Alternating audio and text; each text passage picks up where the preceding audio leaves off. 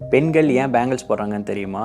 Sorry, ஒரு திருத்தம். இப்போ இருக்கிற மாடர்ன் கேர்ள்ஸ் வந்து அதிகமாக பேங்கிள்ஸ் போடுறது கிடையாது. பட் இதுக்கு முன்னாடி இருந்தவங்கலாம் பேங்கிள்ஸ் வந்து ரெகுலராக யூஸ் பண்ணுவாங்க. ஸோ அதுக்கு பின்னாடி ஒரு சயின்டிஃபிக் ரீசன் இருக்குது. அதை இந்த வீடியோவில் வந்து நீங்கள் தெரிஞ்சுக்குவீங்க. Welcome back to my channel. நான் தான் உங்கள் யுவி. இந்த சேனல் இப்போ தான் ஃபஸ்ட் டைம் பார்க்குறீங்கன்னா கண்டிப்பாக சப்ஸ்கிரைப் பண்ணிடுங்க. பக்கத்தில் இருக்க பெல் ஐக்கானையும் அழுத்திடுங்க. வாங்க நம்ம வீடியோக்குள்ளே போவோம்.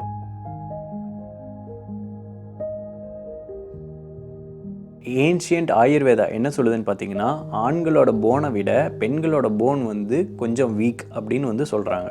பேங்கிள்ஸை வந்து பார்த்தீங்கன்னா கோல்டு, சில்வர் இது ரெண்டால் வந்து மேக் பண்ணியிருந்தாங்க. பட் அது நாளடைவில் வந்து பிளாஸ்டிக்ஸு நிறைய வந்து மாறிடுச்சு. இந்த வீடியோவில் நம்ம எதை பற்றி பார்க்க போகிறோம்னா, அந்த கோல்டு, சில்வர் அதில் வந்து எதுக்காக மேக் பண்ணாங்க அப்படின்னு சொல்லிட்டு நம்ம தெரிஞ்சுக்க போகிறோம். அந்த மெட்டல்ஸ் வந்து என்ன பண்ணுன்னு பார்த்தீங்கன்னா எனர்ஜியை அப்சார்ப் பண்ணும். ஸோ அந்த எனர்ஜி வந்து நம்ம உடம்புக்குள்ளே போய் கொஞ்சம் ஃபிசியாலஜிக்கலாக ஃபங்க்ஷன் ஆகிறதுக்கு ஹெல்ப் பண்ணுது. ஃபர்ஸ்ட் ரீசன் என்னன்னு பார்த்தீங்கன்னா, பெண்கள் வந்து பேங்கிள்ஸ் போடுறதுனால இந்த ரிஸ்ட்டுக்கும் பேங்கிள்ஸுக்கும் இருக்கிற ஃப்ரிக்ஷன் வந்து நம்ம உடம்புல இருக்க பிளட் சர்க்குலேஷனை அதிகம் பண்ணுது. ஸோ ரெண்டாவது ரீசன் என்னன்னு பார்த்தீங்கன்னா, நம்ம உடம்புலேருந்து வெளியேற எனர்ஜி வந்து அந்த பேங்கிள்ஸ்னால, அதாவது கோல்டு, சில்வர் இதால் செய்யப்பட்ட பேங்கிள்ஸ் வந்து என்ன பண்ணுது, அந்த எனர்ஜியை திரும்ப அப்சார்ப் பண்ணி நம்ம உடம்புக்குள்ளே மறுபடியும் வந்து கொண்டு போயிடுது. மூணாவது ரீசன் என்ன சொல்கிறாங்கன்னா, பேங்கிள்ஸ் போட்டிருக்கனால அந்த கையில் வந்து ஒன்று இடித்து அந்த ஒரு சத்தம் வருது பார்த்தீங்களா, அந்த சத்தத்தினால ஒரு நெகட்டிவிட்டி வந்து இருக்காது அப்படின்னு சொல்லிட்டு சொல்கிறாங்க. பெண்கள் பேங்கிள்ஸ் போடுறதுக்கு பின்னாடி ஒரு சயின்டிஃபிக் ரீசன் இருக்குது அப்படின்னு தெரியாதவங்க இந்த வீடியோ பார்த்து தெரிஞ்சிருப்பீங்க.